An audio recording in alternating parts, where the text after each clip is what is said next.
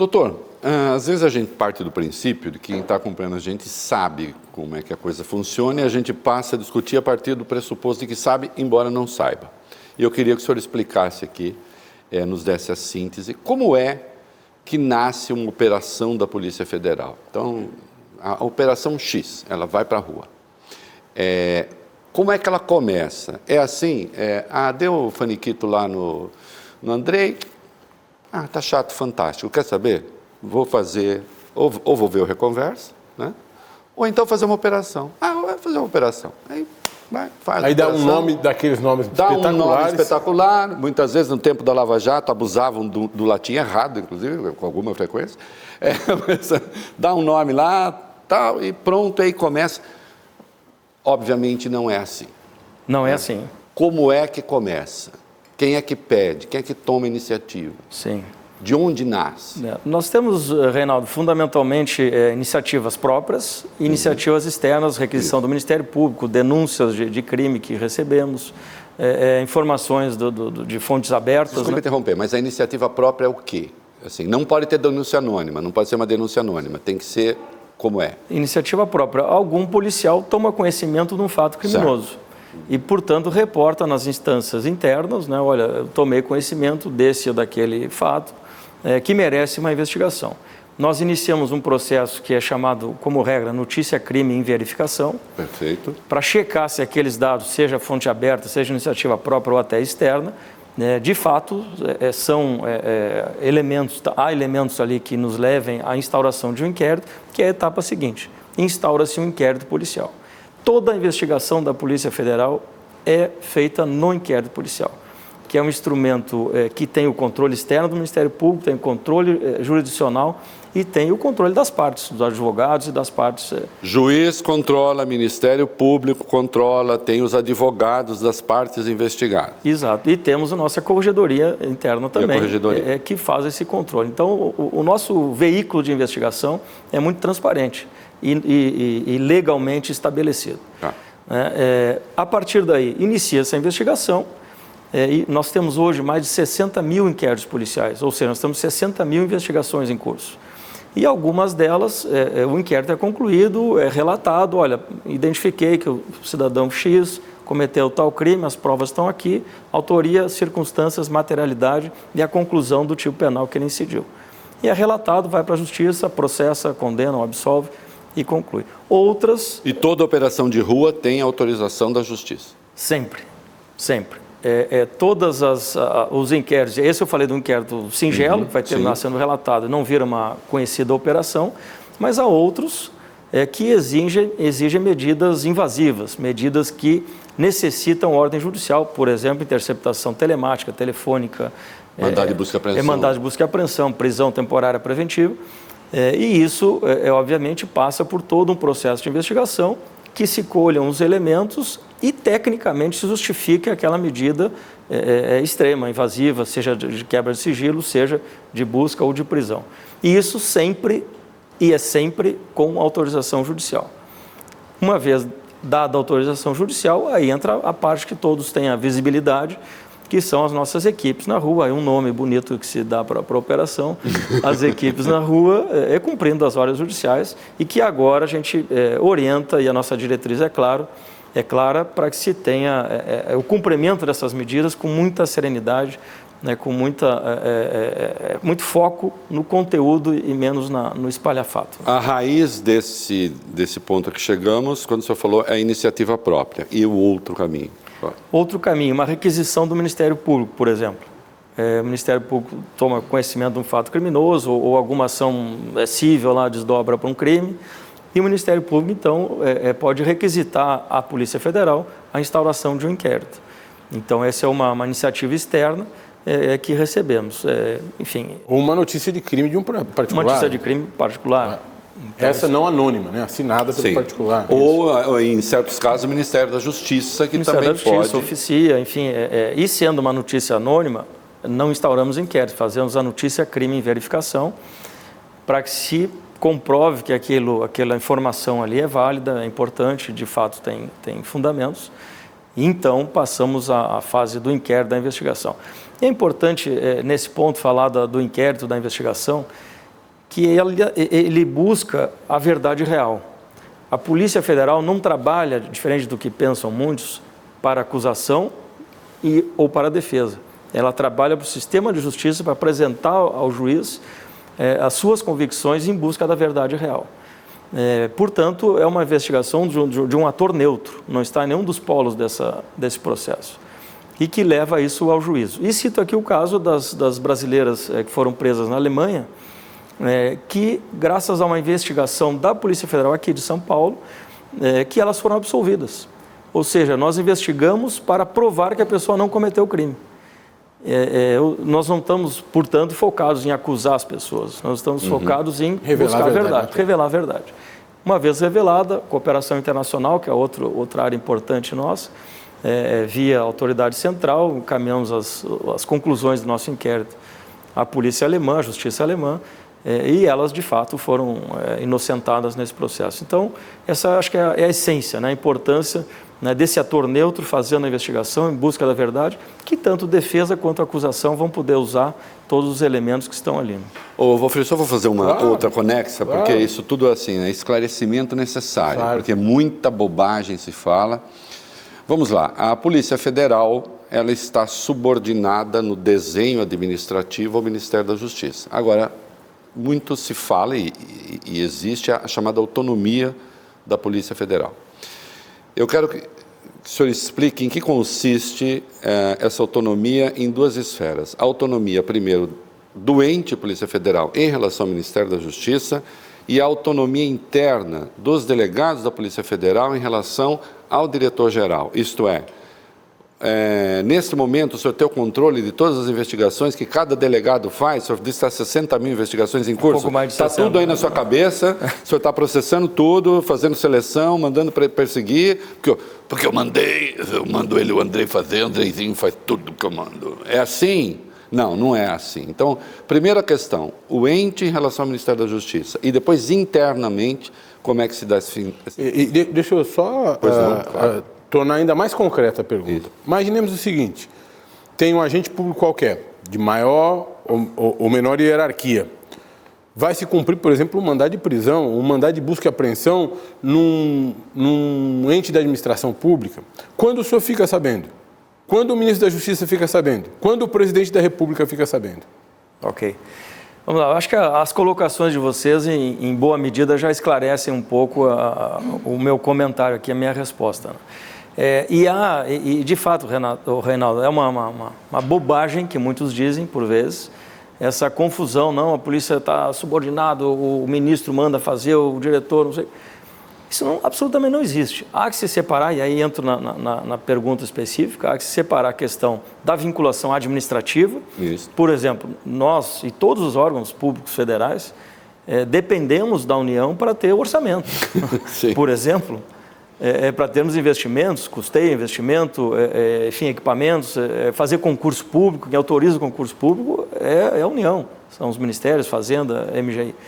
E, portanto, há sim essa vinculação administrativa, né, a escolha do diretor-geral, a nomeação do diretor-geral, a escolha do ministro, a nomeação do presidente da República, ou seja, há essa subordinação, sim, administrativa, e que em nada se confunde com a nossa autonomia investigativa. Então, os policiais que trabalham nas nossas investigações, eles têm autonomia, e aí volto a frisar, com responsabilidade, que é a nossa cobrança agora, focados na qualidade da prova. Mas tem autonomia para investigar. Nenhum ator político, e mesmo eu, que tenho um cargo político, eu vou interferir nas nossas investigações né, e aqui a brincadeira que você fez das 60 mil, se eu sei tudo, se eu não sei. Essa autonomia é preservada. O policial investiga aquilo que tem que investigar. Ninguém da minha gestão, dos chefes, superintendentes, seja quem for, vai chegar para uma equipe de investigação, olha, acho que tu tem que ir em cima desse cara aqui, naquele, não, esse aqui tu recua, esse aqui avança. Isso não existe. Existe essa autonomia da investigação.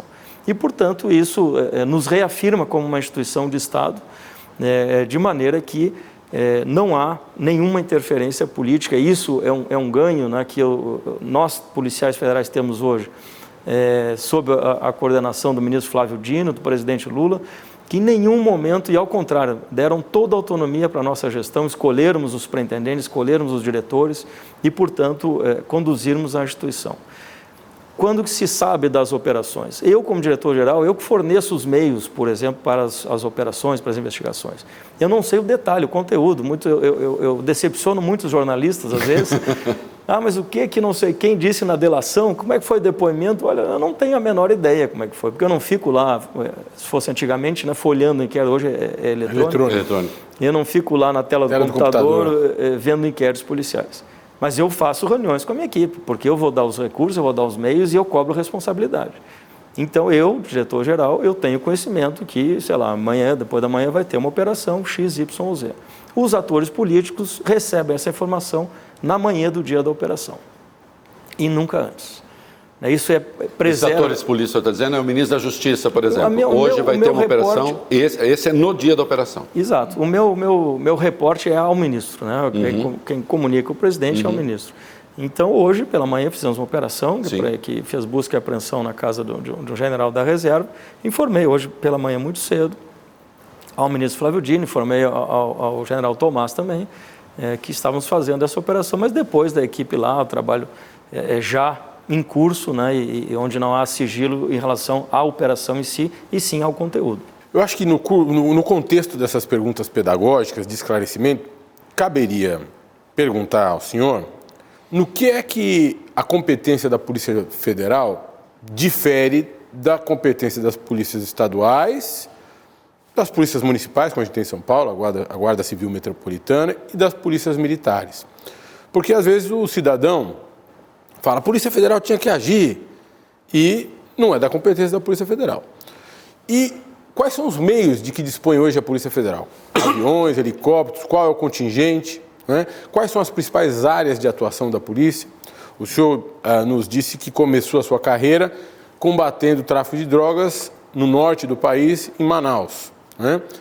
Combate do tráfico de drogas, o tráfico internacional de drogas é, por exemplo, uma das competências da PF. Exato.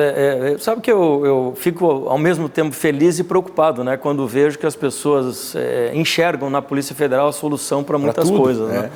Então, feliz porque acho que é um reconhecimento que é da capacidade da instituição, né, mas preocupado porque nós não temos atribuição legal e muito menos condições e estrutura de atuar da maneira que muitos desejam que a gente atue. Então, as nossas atribuições, e falo aqui de efetivo, por exemplo, nosso efetivo hoje é em torno de 12 mil policiais. Nós somos, por essência, uma polícia judiciária da União. Quantos delegados desses 12 mil? Em torno de 3 mil delegados, mais ou menos. E nós somos uma polícia judiciária da União. Ou seja, nós trabalhamos não com ostensividade, e aqui já crio o primeiro diferencial com a polícia militar. Nós fazemos investigações e, eventualmente, ostensividade nas nossas operações ou grupos táticos. Fora isso, investigação, inteligência policial, nosso trabalho de produção, né, de elementos para o sistema de justiça criminal. Então, esse é o nosso papel. Com esses 12 mil policiais, nós temos atribuições em todos os campos, né? Polícia judiciária e polícia administrativa. Polícia judiciária, tráfico internacional, terrorismo, contrabando, corrupção, lavagem de dinheiro, crimes contra o Estado Democrático de Direito, crimes eleitorais, enfim, toda uma gama de delitos que temos atribuição. Controle de fronteiras, a polícia aeroportuária e de fronteiras é da Polícia Federal. Controle migratório, aqui entramos na seara da Polícia Administrativa, emissão de passaporte, controle migratório, controle de produtos químicos, fiscalização de segurança privada, fiscalização de controle de armas agora, né? Um processo que estamos... Já começou a faltar gente, eu estava achando já bastante... Já está faltando. Interrompi, siga, por favor. Não, mas já estava concluindo, né? Então, de fato, é uma agência com apenas 12 mil servidores, com todas essas competências, né, e responsabilidades que temos. E, óbvio, nosso efetivo é baixo, né? Nós precisaríamos ter mais. Estamos finalizando um projeto agora de segurança de fronteiras e também portos e aeroportos, e que vai passar por isso, pelo incremento de efetivos. O que nos difere das outras polícias, né? Nós somos, em primeiro lugar, a única polícia judiciária com atuação em todo o território nacional. Nós temos uma outra polícia, que é a Polícia Rodoviária Federal, que tem a responsabilidade de segurança viária, né, e outras tarefas, mas essencialmente segurança viária. E no mais, as polícias estaduais, que é acima a Polícia Judiciária, que é a Polícia Civil, com atribuições no âmbito da sua unidade da Federação, e a Polícia Militar, que é uma polícia de ordem pública, uma polícia ostensiva, né, que não faz investigação, né, que ela faz somente policiamento ostensivo e deve trabalhar integrada com as polícias judiciárias, enfim, no enfrentamento ao crime local, né?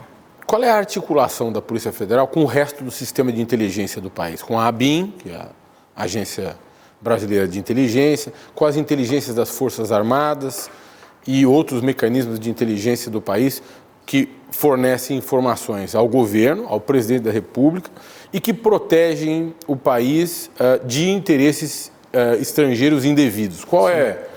É que é importantíssima essa colocação, porque há que se separar a inteligência de Estado, que é a produção do conhecimento para assessoramento dos gestores, clássico atividade da ABIN, da inteligência de polícia judiciária, que é a busca de elementos para as nossas investigações, para a instrução dos nossos inquéritos e a nossa atividade, né, seja na área de polícia administrativa ou judiciária.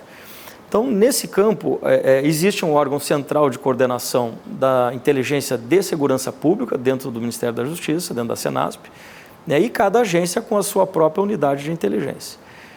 Em que momento se conectam, né? Hoje passa por uma reformulação recente, um decreto recente publicado, né, do SISBIM, né, reformulando um pouco a estrutura do SISBIM, as agências dividindo em níveis, e para esse compartilhamento de informações. Que nível de compartilhamento? Nós não vamos compartilhar dados sensíveis de investigações da Polícia Federal ali, mas dados de inteligência que interessem ao sistema e que possam servir para assessoramento, proteção do país, proteção das nossas fronteiras, proteção da nossa soberania, em última análise, que a gente abastece esse sistema, a ABIN coordena, faz toda a análise e documenta isso e leva até os órgãos, os agentes políticos decisores.